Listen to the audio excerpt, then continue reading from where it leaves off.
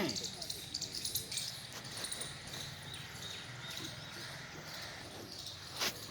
घुटने सीधे,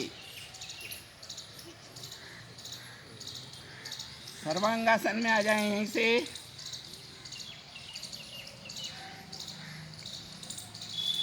पंजे ऊपर खींचे हुए, रक्त का प्रवाह हृदय की ओर।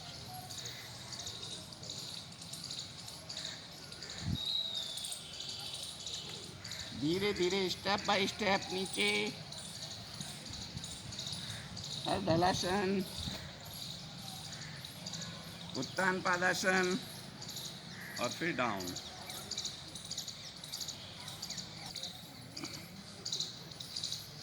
अवनी करिए चक्रासन। अवनी का बहुत सुंदर, सभी का नियमित अभ्यास। और शवासन, पूर्ण विश्राम।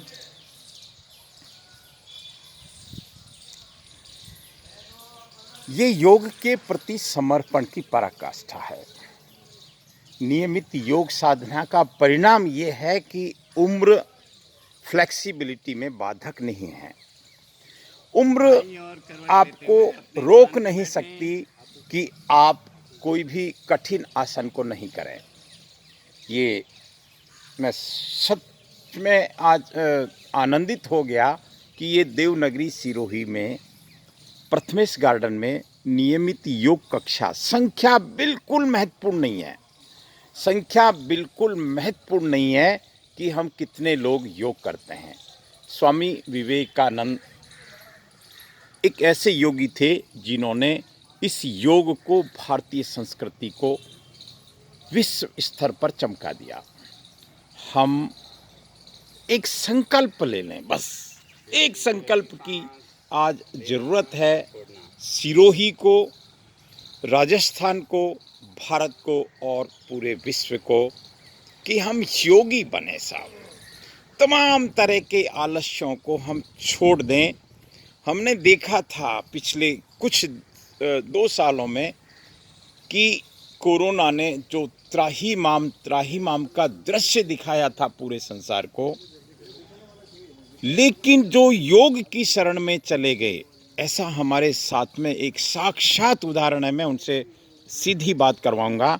और शायद अगर हम इस रूप में कहें कि मौत के मुंह से बाहर आए और उसके बाद पूर्ण योगी बनने का संकल्प जो लिया, ये सच में नमन के योग्य है। बस तन समर्पित, मन समर्पित और यह जीवन समर्पित, ये पंक्ति हर क्षेत्र में लागू होती है, योग के लिए भी ये लागू होती है। हम इनका कुछ आसन देख रहे थे। मतलब 50 साल से ऊपर का व्यक्ति सारे आसन कर सकता है, लेकिन ये सब होगा अभ्यास से।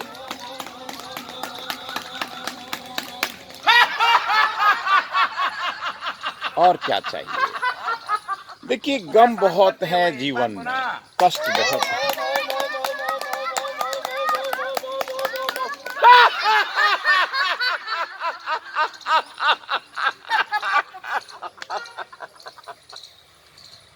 बहुत सुंदर, सभी को बहुत बहुत आभार। आज का दिन सभी के लिए मंगलमय हो।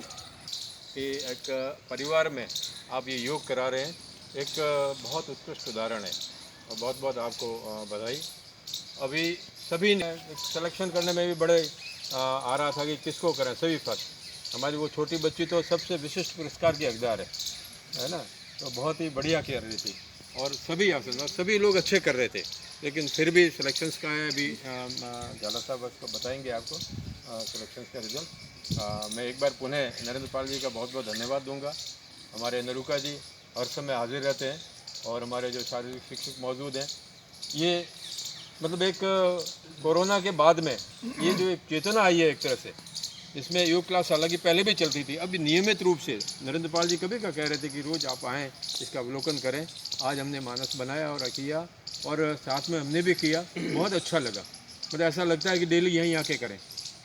ठीक है ना। एक बार पुनः नरेंद्र पाल जी को धन्यवाद, बधाई, और आप सभी जो योगी हैं उनको बहुत बहुत साधुवाद दूंगा। इसी प्रकार नियमित और रेगुलर आप योग करें, साधना करें, सेवा करें, सत्संग करें, तो बहुत ही बढ़िया रहेगा। हमारा हर दृष्टि से विकास होगा और हमें रोग कभी नहीं घेरेंगे, हम निरोग रहेंगे। तो करें योग, रहें निरोग।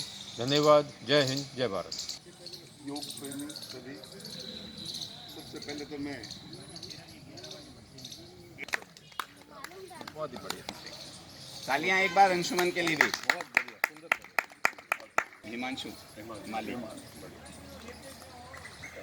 सभी अच्छा प्रयास करें। बहुत बढ़िया, सुंदर है। इसका फोटो हाँ। लो। हाँ, योग के अपनी मैट के साथ में। सब लोग अपनी मैट वेट लेके आते हैं। अवनी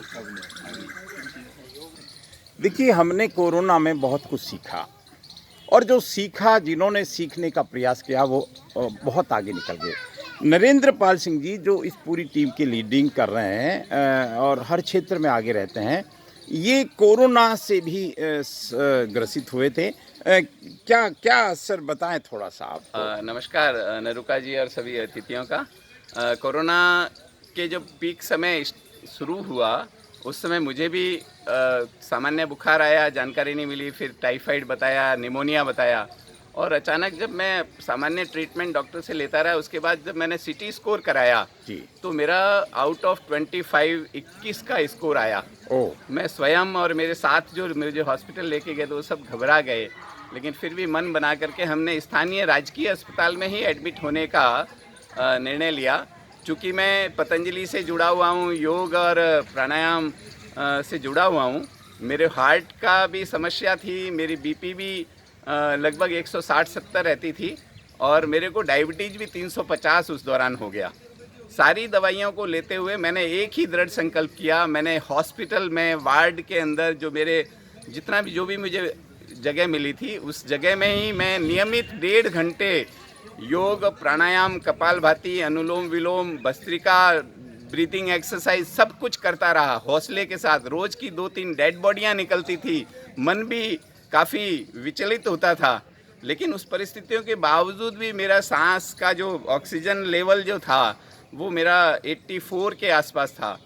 योग प्राणायाम से मुझे बहुत सपोर्ट मिला। कोरोनिल किट भी लिया मैंने, एस्ट्रॉइड भी चल रही थी, रेमडेसिविर के 6 इंजेक्शन भी लगे, और उनके पश्चात भी मेरे अर्जुन क्वाथ और नियमित हृदयामृतवटी और जो भी चल रहा था, उनका परिणाम ये हुआ कि 6 से 7 दिन में मेरे साथ में 14 पेशेंट वहाँ से डिस्चार्ज हुए, जो सामान्य कैटेगरी, जो मेरे साथ नियमित योग कर रहे थे, और मैं भी 6 से 7 दिन में वहाँ से डिस्चार्ज हुआ। 15 दिन होम क्वारंटाइन में रहा।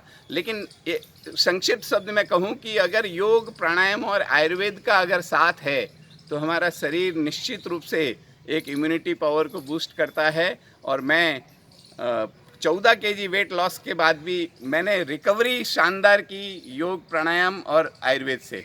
मैं बहुत बहुत आभारी हूँ हमारी पुरातत्व इस धरोहर से। देखिए, इससे बढ़िया कोई उदाहरण, साक्षात उदाहरण दूसरा हो नहीं सकता। बस हम इस आज के वीडियो का एक ही भाव है कि हम सच में योग करें। हम योग के नाम पे केवल किताबी ज्ञान तक सीमित ना रहें। योग के नाम पे केवल अपने आप को योगी मानने की गलती नहीं करें। हमको नियमित योग करना है। आपका हृदय नियमित व्यायाम चाहता है, आपका एंडोक्राइन सिस्टम, आपके ऑटो सिस्टम। मैं बात को विराम देता हूँ। आपके पास सुबह का 1 घंटे का समय आपके जीवन को बदल सकता है। बहुत बहुत धन्यवाद।